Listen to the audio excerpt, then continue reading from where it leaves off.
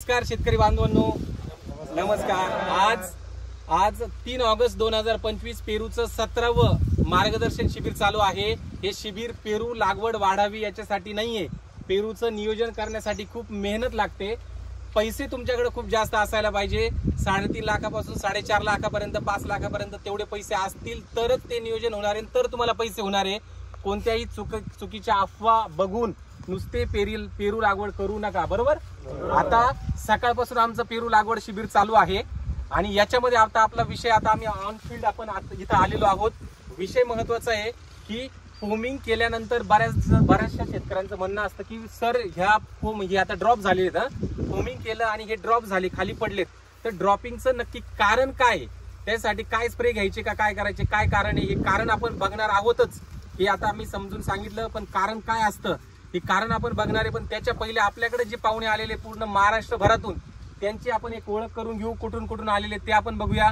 तर सगळ्यात पहिले 1 नंबरला सगळ्यात दूरवरून आलेले जे आहेत आपले शेतकरी, दूरवरून 1 नंबर कोण आहेत? वर्धा। कोण आहेत? कुठले? वर्धा। वर्ध्याचे कोण आहे अजून? हा, वर्ध्याचे आलेले। 2 नंबर कोण आहेत? थांबा, तिथपर्यंत येतो, परभणी दिसायला पाहिजे। जगात भारी आणि परभणी, हा परभणीचे फक्त एकच एक हात, परभणी नंतर 3रा नंबर कोणाचा आहे? जालना। अरे आवाज जोरात आला पाहिजे, कुठला आहे?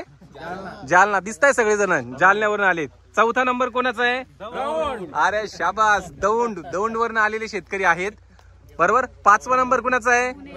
थांबा, पुणे दिसायला पाहिजे, कुठले आहेत? पुण्यावरून आलेले आहेत। 6वा नंबर कोणाचा आहे? अहिल्यानगर वरून आलेले आहेत,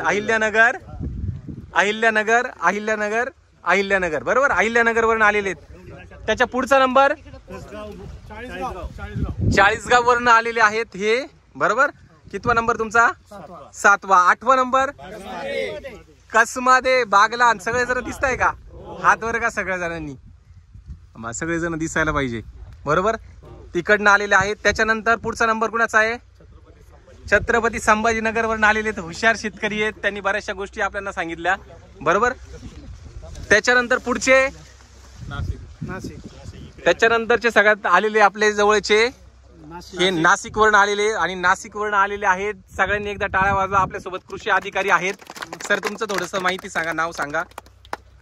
मी अण्णासाहेब हेमंत गागरे, तालुका कृषी अधिकारी, जिल्हा परिषद ठाणे येथे कार्यरत आहे, बरोबर। सर सकाळपासून आपलं जे चाललंय पेरूचं, हे जनजागृती शिबिर आहे, माहितीसाठीचं शिबिर आहे का प्रसारासाठी शिबिर आहे? बऱ्याच लोकांना वाटतं बाबा शिबिर घेत सुटलाय आणि सगळे पेरू वाढत चालले, असं आहे का? फक्त मी त्याच्यात सांगितलं का कुठं महत्वाचं काय आहे आपल्याला? सगळ्या गोष्टी महत्वाच्या, तर त्याच्याबद्दल 1 मिनिटात तुम्ही थोडक्यात सांगा।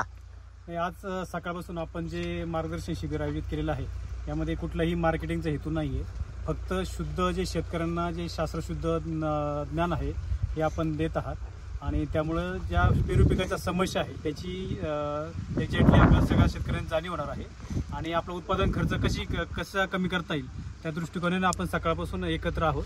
आणि पेरूचं उत्पादन तर आपण वाढवणारच आहोत, तर त्यासोबत आपण मार्केटिंग कसं करायचं आहे, पेरूची गुणवत्तापूर्ण उत्पादन कसं घ्यायचं आहे, या संदर्भात सकाळपासून आपण हे शिबिर आयोजित केलेलं आहे। बरोबर सर, धन्यवाद। आता आपला विषयाकडे आता आपण येऊया, जरा कोणीतरी पकडा पटकन, विषयाकडे आपण येऊया। आता बऱ्याचदा ह्या काळामध्ये बघा, आता हे ड्रॉप होत असतं, बरोबर।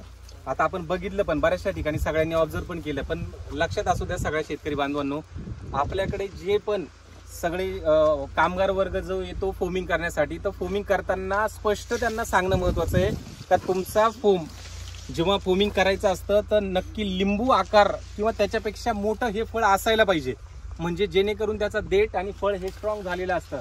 त्याच्या आतमध्ये जर छोट्या साईजला जर तुम्ही फोमिंग जर केलं तर तुम्ही बघा, आता हे माझ्याकडे हे ड्रॉप झालेलं जे आहे, बरोबर। आता हे जर ओपन करून जर बघितलं आता आम्ही, तर याची साईज जर तुम्ही बघितली, बघा आता हे ड्रॉप होऊन खराबही झालेलं आहे, याची साईज जर बघितली तर एकदम छोटी आहे, बरोबर। ही घ्या किंवा अजून कोणतीही साईज घ्या, त्याची साईज जी तुमची असणार आहे ती साईज कशी असणार आहे? एकदम, आता बघा एकदम छोटी, ही छोटी साईज असणार आहे, बरोबर। आणि याच्यामुळे काय होतं, तिथं जवळ कुजवा, फंगस, आणि या फंगसमुळे तो काय होऊन जातो, ते देठ बारीक असतं, आणि बारीक असल्यामुळे कुजवा, आणि त्याच्यामुळे तो तुटून जातो, आणि फोम आणि पिशवी म्हणजे तुमचे 2 रुपयाचा लॉस होतो। आलं लक्षात?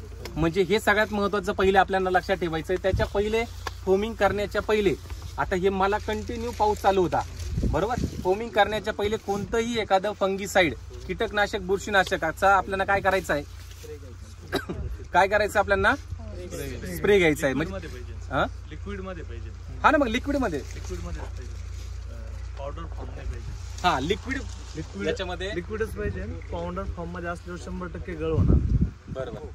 पण त्यासाठी 15 दिवस आधी फॉर्मिंग करायच्या आधी लिक्विड मध्येच मारायचं. 15 दिवस अगोदर लिक्विड फॉर्म मध्ये एखादं सांगा तुम्ही त्यांच्याकडे घ्या.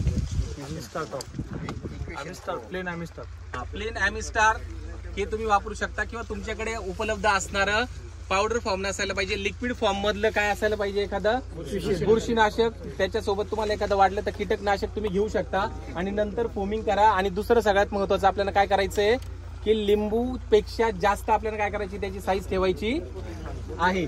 सगळ्यांना समजलं का? सगळ्यांना समजलं का? सगळे जोरात बोला. सगळ्यांना समजलं का? धन्यवाद सगळ्यांचे. सगळेजण सकाळपासून आलेले आहेत. आता जवळपास 5:15 5:30 झालेले आहेत. विषय खूप सगळे आहेत ते कंप्लीट केलेले आहेत आपण. चालेल, तुम्ही नक्कीच सदाबहार पेरू हा नसतो हे सगळ्यांना आठवणीने सांगा. चालेल, भेटूया पुढच्या व्हिडिओमध्ये. धन्यवाद.